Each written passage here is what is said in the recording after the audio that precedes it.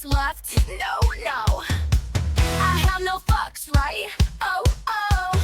I have no fucks left. No, no. So fuck off. I'm busy. Bye bye. Piss off. Not sorry. Don't cry. The fucking machine is out of order. So fuck yourself and save a quarter. Vaughn into the windup in his first offering. Just a bit outside. He tried the corner and missed. Ball 4. Ball 8. Low, and Vaughn has walked the bases loaded on 12 straight pitches. Boy, how can these guys lay off pitches that close? I have no fucks left. No, no. I have no fucks, right? Oh, oh. I have no fucks left. No, no. So fuck off. I'm busy. Bye bye. Piss off. Not sorry. Don't cry. Don't cry. Hello, salutations, greetings, welcome one and all. Welcome to my podcast, No Fucks Left with Landyn Shaw. And of course, that would be me. So happy to have you with me. A lot of craziness out there, huh? Still, of course. It's just another Thursday, so of course there's going to be craziness. It seems to be our world and what we've all kind of come to know and expect now on a daily basis. Just so much out there. Rocket ships blowing up and and that audio clip you probably recognize at the beginning there. That was the one and only Mr. Baseball Bob Uecker, who we sadly lost today, along with David Lynch. Couple of heavy hitters there. But Bob Uecker has always been very special to me. I'm, as most of you know, I'm a diehard Cubs fan. So I've had the privilege of hearing Bob Uecker call Milwaukee Brewers games for quite some time, as the Cubs and the Brewers are huge rivals. And we have a nice little healthy rivalry going there. And then I saw Bob Uecker naturally in Mr. Belvedere, a great show from my Ute. So yeah, it was really sad to see that, but he lived an amazing life, 90 years of age, and was still calling games as of last season. So, but that'll be a huge loss to baseball and naturally the Milwaukee Brewers. So just wanted to give a special shout out there to Bob. Speaking of baseball, I need to just quickly talk about my lovely Chicago Cubs. I saw a picture of the new uniforms that they are rolling out. I did not know that they were getting rid of one of my favorite uniforms, the City Connect uniforms, the Nike uniforms, dark blue. They look amazing. Talked about Wrigleyville and had all the neighborhoods, and evidently we're not using those anymore, which is really kind of a bummer. And these new uniforms, I just have to say, I don't know who approved this. I don't know why, but oh my goodness, they're awful. So not looking forward to seeing that at all. But I am looking forward to the fact that spring training game, first one is in like 31 or 32 days. So that's exciting because I need some baseball. And I think we all need some distractions from this crazy, crazy world. By the way, I also can't forget to mention that in today's show, we have the one and only AJ, bringing us a whole new installment of AJ's Hot Takes. It's been a couple of weeks. You've missed him. I've missed him. And we had to get him back on the show. What's the word? The word of the day. What's the word? What will Landyn say? Say the word. We will all yell and scream. Listen now. Here's the word of the day. And what will the word of the day be? Well, you're going to hear coming up here, we have a new segment today called Traitor Talk, which is going to be a little segment featuring the game show, reality game show, Traitors, which my wife and I are absolutely in love with. Like, I am crazy for the show, and so is she. primarily because of one Mr. Alan Cumming, who is just phenomenal and looks always amazing and just is such a great host. But there's a lot of intrigue, and it's just a fun little show and a nice little, again, distraction, which we seem to be looking for lately. So I thought the word of the day today should be traitor. Most definitely. And I can say it like Alan Cumming, traitor. So the word of the day is traitor, and you, of course, know what to do. Dance, laugh, scream, sing, go crazy, get others to go crazy with you, and just have some fun and celebrate this amazing community that we're building here with our word of the day, traitor. This is another segue, a seg. What you say? Another segue. Ooh la la, sing it out again. This. So as I said last week, when I think about the monologue, let's say Sunday, Monday, I hone in on one or two things that I'm definitely going to talk about. And just like I said last week, that evolves and changes like 4,000 times, because it just seems that our news feeds are just constantly changing, and it's all kind of worthy and huge, obviously. So I'm going to focus on a couple of things today that have come to my attention. One being, and I'm saying this just as an observer, honestly, because as I've said before, I'm not on TikTok. I've been on the fence about it and recognize that I should be, especially with this show. But I was waiting literally to see what was happening with the ban. And needless to say, this entire situation is quite humorous to those of us that are not involved with the app. It's not a part of my daily life. It is very much a part of my wife's, and I'm glad, honestly, because she gets tons of joy and has been able to be creative and making videos and stuff. So I have no problems with it. I absolutely love it. What I think is funny, as I'm sure most of you know or have read, so TikTok's banned, and they claim the number one problem or reason is national security risk and China having all this information. So when it becomes basically painfully clear that Supreme Court is most likely going to uphold the ban, you start to see a shift. And even I was interested in, where is everyone going to go? And my stepdaughter came over for dinner the other night, and I made sure to ask her, and she immediately, without hesitation, said, "Oh, we're all going to Red Note. We're learning Mandarin. We have many great friends, and they're welcoming us with open arms." And she immediately got my wife to sign up for an account. And again, my wife dove right in and absolutely loved it. And then I think it was like a day or two later, she tells me, "Do you know what the number one app is in the Google Play Store and iTunes?" And I said, "Let me guess, Red Note." And she said, "Yep." And it's just kind of funny when you think of it, the kind of cojones of the American business world, and I'm sure in Silicon Valley, thinking that somehow ByteDance, who owns TikTok, was going to sell to an American company, or at least a non-Chinese owned company. Like, you have to be kidding me.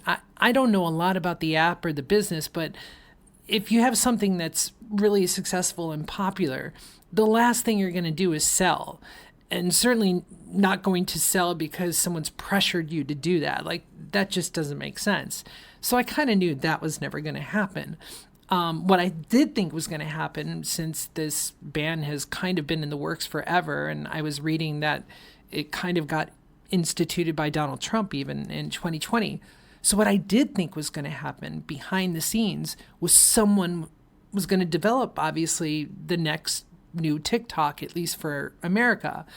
And when that didn't necessarily happen, at least not yet, I was kind of taken aback. And sure enough, then you read everyone's going over to China now on Red Note. So just kind of a little comeuppance and kind of a funny little spin on this entire story.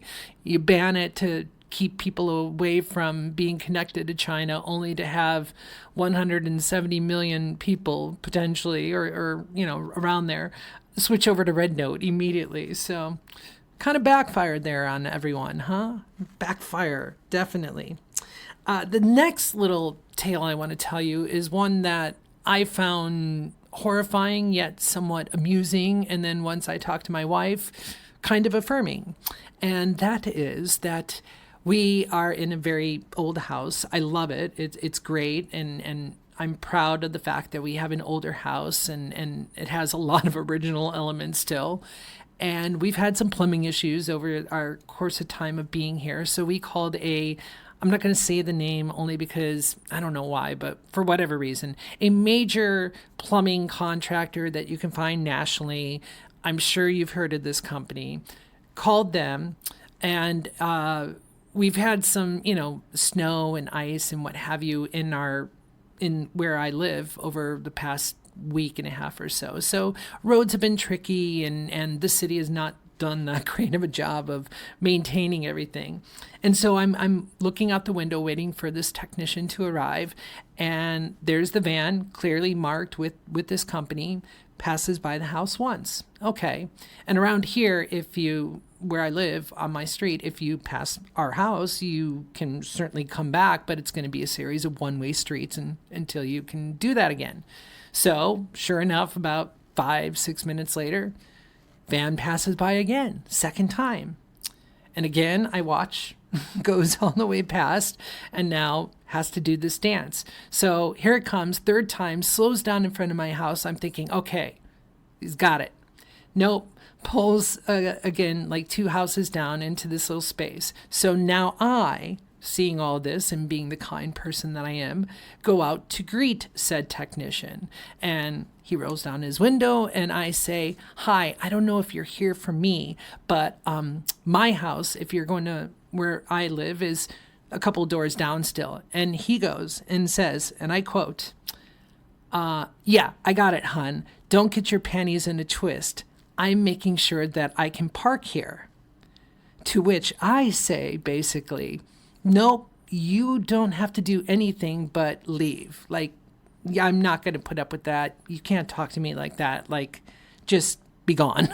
Be on your way. And he didn't even hesitate. He immediately rolled up the window and immediately took off. And needless to say, I was upset, and I called this company, and I spoke to several people. And interestingly enough, the first person I spoke to was a female representative, dispatcher, customer service rep. And she naturally right away was understanding why I was so offended and taken aback by this, only to speak later to the male manager who had no grasp or understanding of why I was upset. Now, let me tell you a couple of things. One, I have never necessarily been someone who has ever been comfortable with men saying hun or sweetie pie or any of that, kind of terms of endearment to any woman my entire life. Like, that's always turned me off, just as a person observing it. I think it's a little bit different when you have, like the kind of stereotypical situations where it's a sweet Southern waitress at a cute little diner calling you hun and stuff. Like, that to me is a little bit different, because at least in those situations, you see it kind of being equal opportunity. They'll do it to the women, to the men, to the kids, what have you. In this situation, you never see men calling other men hun. So let's just cut to the chase there. So needless to say, it really struck me. I recall the story to my wife, the professor, and she immediately at least had the kind of wherewithal to turn it into possibly a positive and said, well, at least you know that he didn't doubt he was talking to a woman. Because if he had, he never would have said hun with such confidence, and then definitely wouldn't have followed it up with don't get your panties in a twist. And so as soon as she said that, I kind of was like, well, yeah, I guess I have seen pretty much every woman in my life be, verbally harassed and what have you, and catcalled. And so I guess in one instance, yeah, yay, win, yay, yay, gender affirmation. And I've now dealt with my first kind of misogynistic creep. But at the same time, did I really need to experience that to feel, gender affirmation? I mean, perhaps, yes. I mean, let's be honest. Women, again, throughout my entire life, I've witnessed this on a daily basis. And so, it was just going to be a matter of time. It was just funny that it's my wife that kind of spun that around for me and turned that into a positive. So thanks, babe. Thanks for that. I appreciate it. One more thing, kind of tying back to the TikTok thing, what I wanted to kind of highlight there too is that it's become painfully clear to me that when it comes to things like TikTok and social media and stuff, like people are going to make their concerns and voices heard. Like they're going to take action. I remember, again, the first time where this ban was put in place, the number of people that were calling their local senators and representatives to kind of, raise their objections and stuff. Like, I know that was happening. There was kind of a grassroots effort to make that happen. And so what that shows is that in especially our country, when we do want to make our voices heard, when we do want to band together, we can do that quite easily.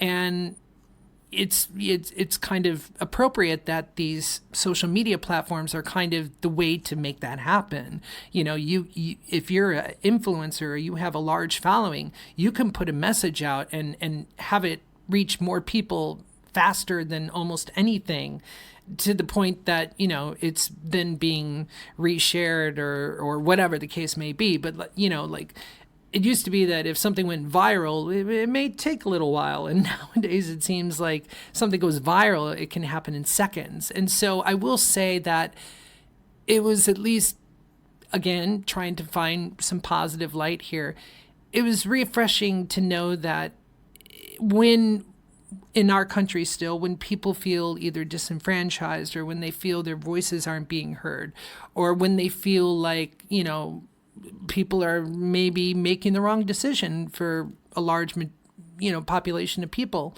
they're going to make their voices heard. They're going to band together. They're going to, rally the troops and do what we have the ability to do in this country, which is great. And I hope that never goes away, which is protest and make your thoughts heard and make your voice heard. And so that kind of, team spirit of TikTok and everything that's gone there, I really hope that carries into this next year. I thought President Biden's farewell address was outstanding.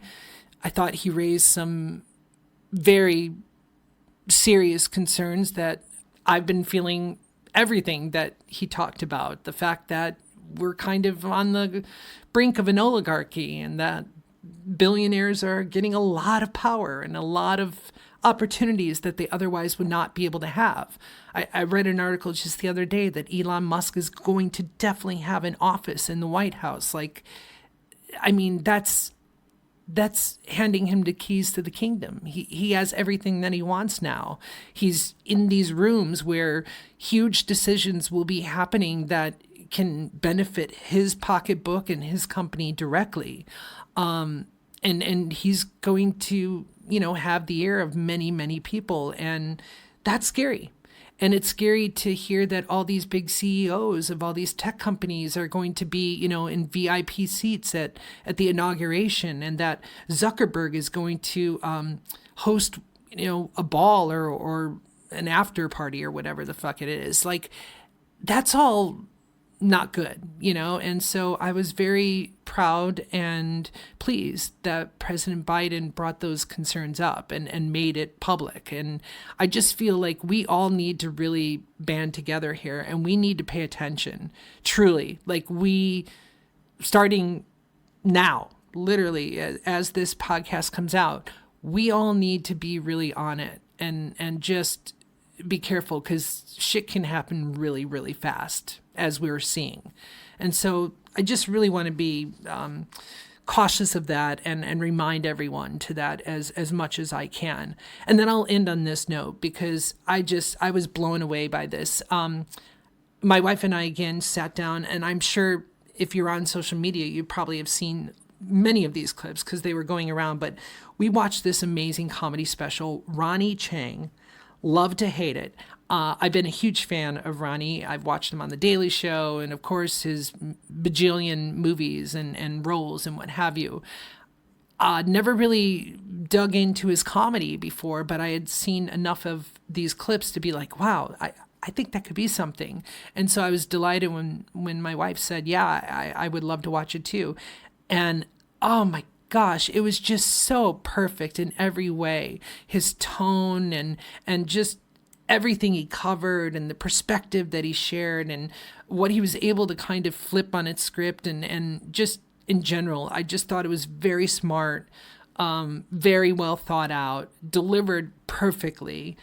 I was very impressed, and I would be remiss if I didn't share that. If it's on your radar, I think it's on Netflix, I want to say. Pretty sure it was Netflix, but Ronnie Chang, love to hate it. I cannot recommend it enough. It is so, so funny.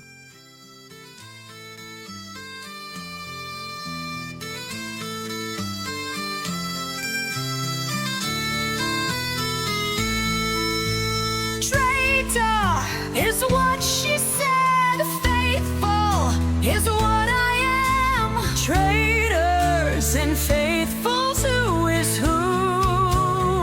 Intrigue, drama, and Alan coming to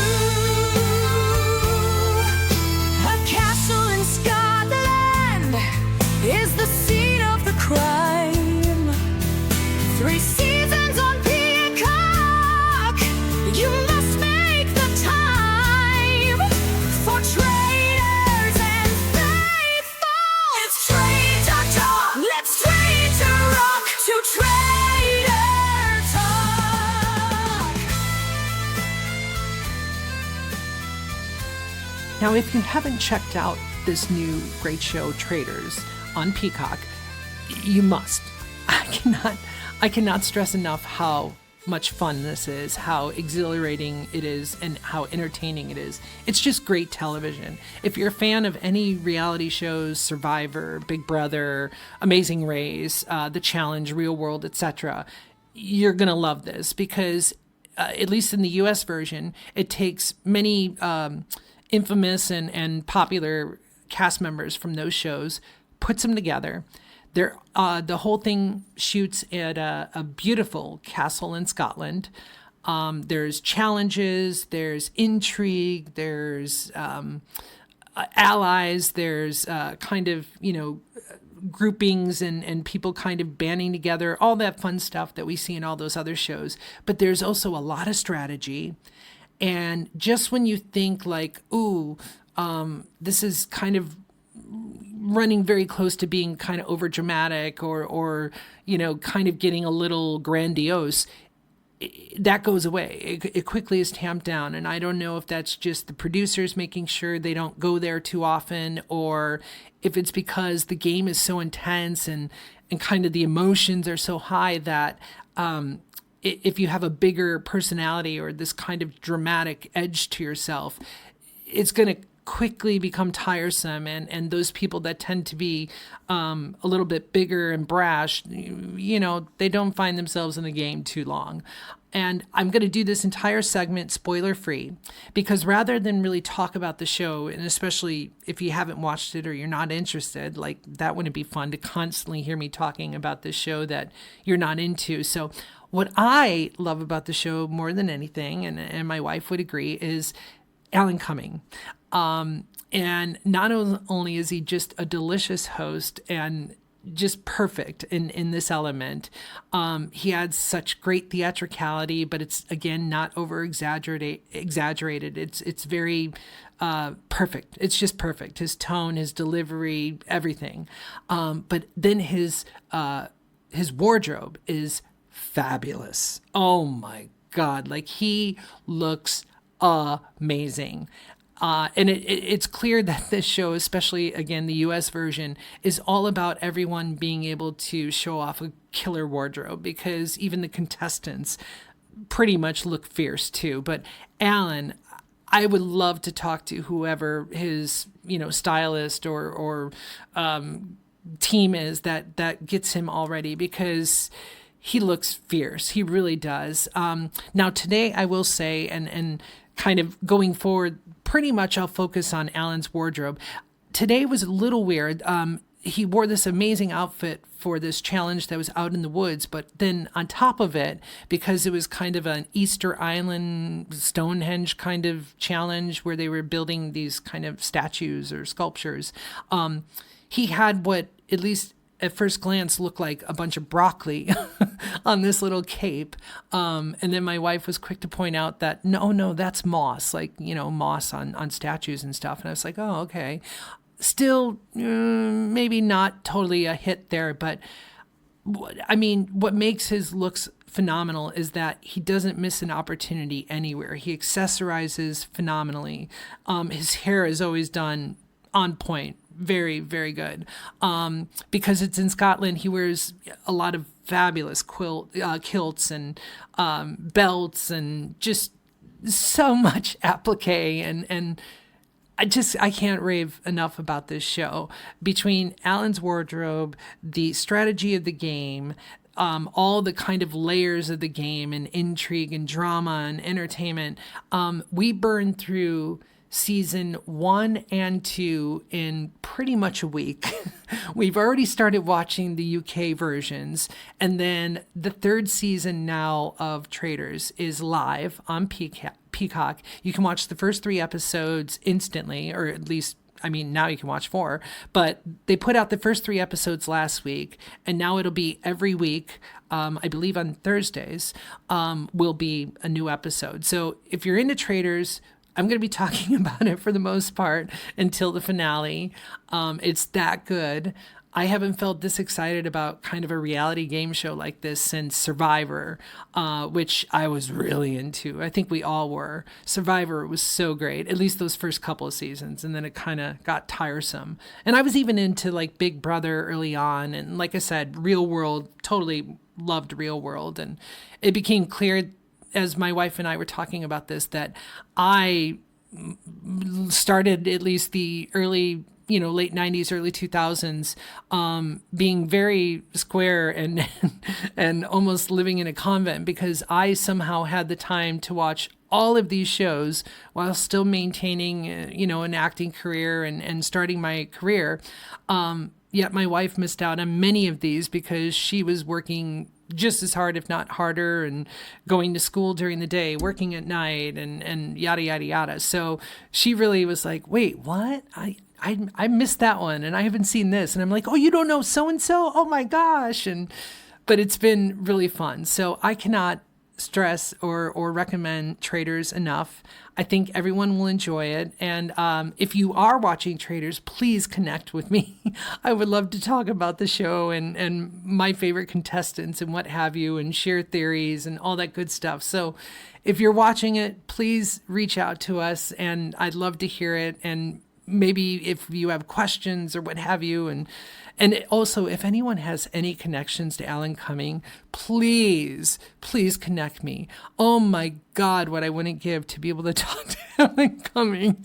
I mean, naturally about his career, but I just want to know so much about Traitors now, and I just think it's fantastic. So it's so good that it deserves a segment, and this will be the first one. And to all of you that are working on Traitors and giving us this great entertainment, thank you. Please don't stop, because I'm hooked. Who's hot? What's hot? AJ. Hot take. AJ. Sweet take. AJ. Hot take. Hot take. Hot take. Hot take. Who's hot? What's hot? AJ. That song can only mean one thing. That's right, ladies and gentlemen. AJ's Hot Takes is back. Oh, hot takes! Hot takes! It's been so long you forgot how I went. Hot Takes! Yeah, I Yes. wasn't sure if you were, if there was more lead in. That's it. You don't need any more lean in, my friend. You got it all. So, it's been a couple of weeks. I can't wait to hear what's on your list. What do you got for us today? Yesterday I was subbing and there wasn't much to do. So I was looking at the internet like I do. So I had heard this last year sometime that Mel Gibson's The Passion of the Christ is getting a sequel, and apparently, I guess, announced on Joe Rogan's show that it's called The Resurrection of the Christ. But it sounds cool.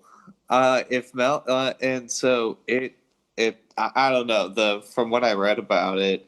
So first off, Mel Gibson's got a very short list of he pretty much bats 1,000 with me and his directing projects.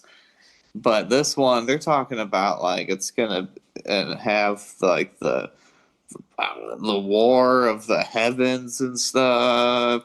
Oh my gosh. Yeah, just going these different realms. Like, yeah, I just going all.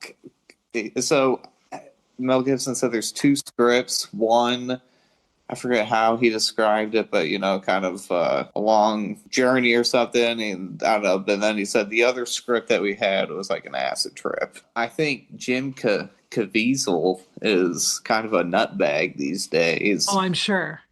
Yeah. Is he going to be in it? Like, is he getting the original cast? Yeah. Well, at least that far. And I would imagine if he's getting him there, the cast isn't. I was really looking at this yesterday. The cast really only had a couple big people in it, and they're like just Italian and Bulgarian actors. But there was, Jim Caviezel, Monica Bellucci. Yeah, I mean, I think that was it, really. Is Mel Gibson literally just trying to go down in history as being the Hollywood persona that like just pissed everyone off and didn't fucking care? Because I just heard today that Jon Voight, Sylvester Stallone, and Mel Gibson are all going to be a part of Trump's like they're going to be diplomats for the Hollywood community. Like literally, he's asked them to sit on some kind of panel or board or something where basically they're the ambassadors to Hollywood for Donald Trump. And I went, oh, good God. Like, good luck with, what do you call it? A cabinet like that. Well, it's just funny too, because based on the description you just said, it sounds like it's like Last Temptation of Christ meets Marvel Universe.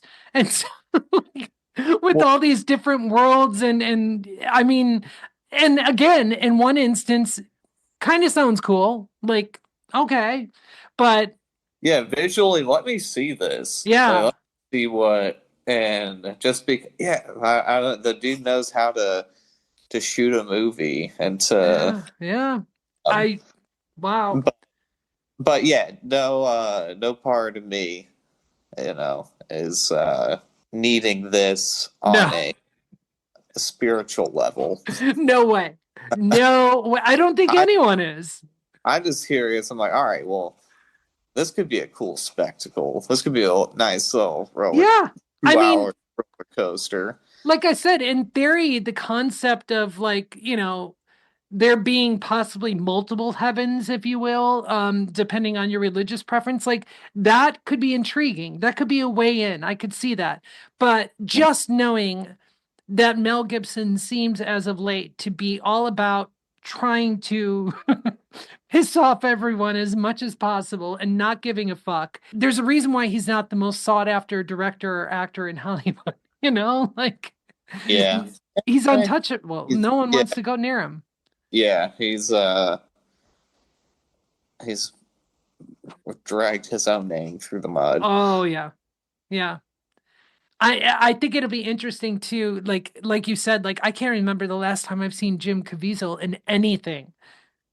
Yeah, no, I was looking at his filmography, and I mean, he did that show Person of Interest. But then he started talking like a whack job, like after 2008 or whatever. And so, yeah, I don't think people wanted, but he has done a handful of things, but they've, I don't know. In one, he was like Saint Paul or Saint.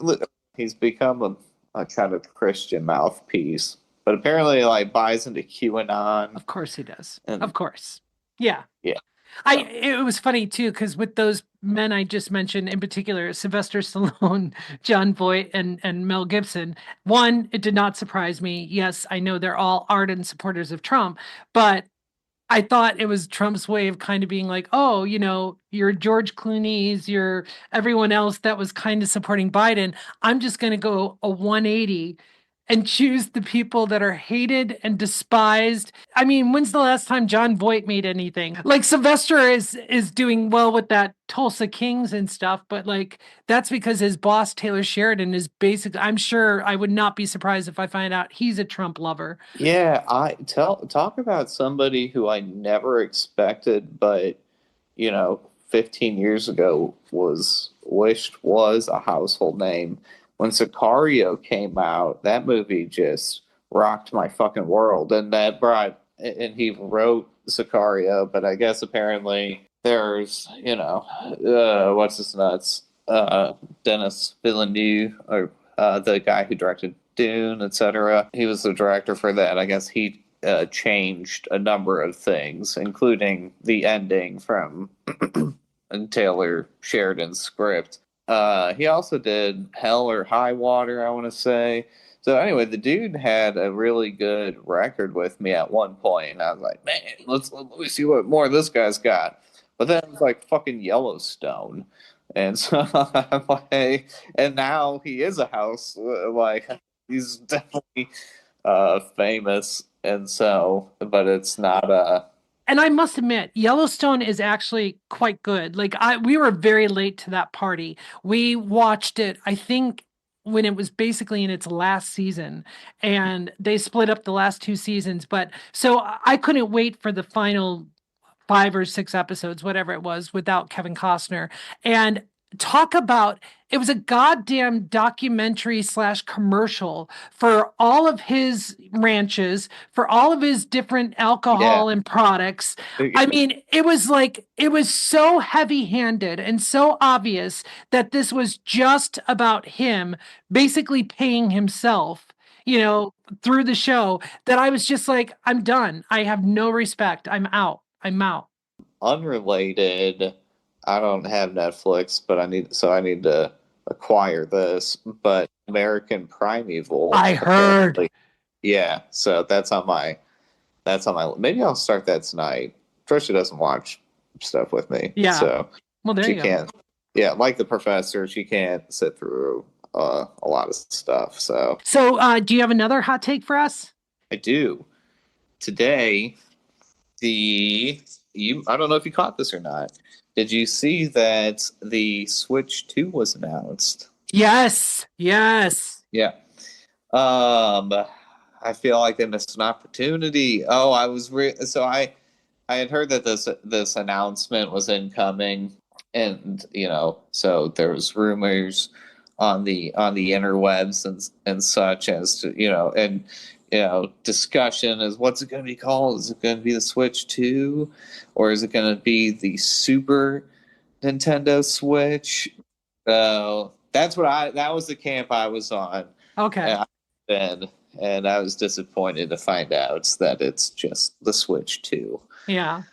Are you pleased with like the breakdown of, because I saw very quickly in the article, the screen is bigger, joystick mounts into a mouse, which no one seems to know what that is about or what that's for? Or yeah, it looks like you might be able to just, the way that they separate the left and right now, you would have them separated or whatever. So you have, say, for instance, the right one, and then it connects to something else, and then you can just drag it along like a and use it as a mouse.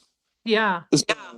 And but just that it's built with what they call like modules in mind, and so like maybe a second screen. Okay. And so different. I thought, okay, we only got to wait 2 weeks to find out more, because it said 2/4/25. It was February 4th. No, that was the European fucking a lot. Ah, It's April. It's April 2nd. I'm like, God damn. So so do we know if the Switch 2 will also play the games it will. from the Switch 1? Okay, good. Everything's fully backwards compatible. Thank God. So the hot take just being that they missed their opportunity to really appeal to nerds of my and your generation. For the name. Yeah, with a bit of nostalgic naming. Speaking of video games, what are you playing right now? Like, Really, all I've been playing is this game. It's an online game called Mechabellum, and it's got 15, 20-minute rounds. I don't know. It came out in like September, and I played a lot of it. Just put it that. Played a whole lot of it, but like I said, it's good just because I can sit down and play a quick round or whatever. But it's strictly multiplayer, and so it's just 1v1. But you just imagine a chessboard. You each take turns putting different pieces down. The pieces do different things. So over 10 turns, say you build up a board, and they're all moving around doing their own things. But yeah, nice. Each person has health points, and you're just trying to drain the other person. I'm very early into Hogwarts Legacy, which is really good. Really good. When I played that oh man, it almost made me tear up at moments, because I've grew up consuming Potter. I mean, that was my generation, whatever. Right. And so just exploring all that, it was so cool. Yeah, I'm very impressed. Yeah. I'm loving it. I loved it. I can't wait. I'm really curious to see what they do with the second. So. Oh, there's gonna be another one? Oh yeah. Nice. That was that was their best-selling game of that year. I bet. So, I bet. and I know you read about games all the time. Have you read anything about a new Witcher? Oh yeah. I mean, they dropped a trailer for it during the Game Awards last month. So there's like a 5-minute trailer out for it's just. I need to go watch that. The Witcher 4.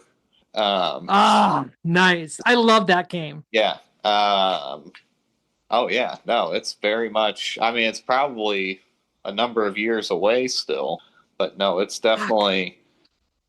Things are starting to emerge about it finally. Good. All right. Well, that was a great hot takes. We missed it. So happy to have you back on the show. I miss you. I miss seeing you and talking to you. So this was a good chance to catch up. So thank you very much. It was. Thank you. You bet. All right, my friend. Love you. And I'll talk to you soon. All right. Sounds good. Talk to you later. All right. Bye. I have no fucks, right? Oh, I have no fucks left. No, so fuck off. I'm busy. Bye. Piss off. Not sorry. Don't cry. The fucking machine is out of order. We've come to the end of the road. The end of episode number 12. I hope you enjoyed it. Today we learned that my new favorite show is Traitors, and love it so much that it has a segment, and I can't recommend it enough. We say goodbye to Bob Uecker.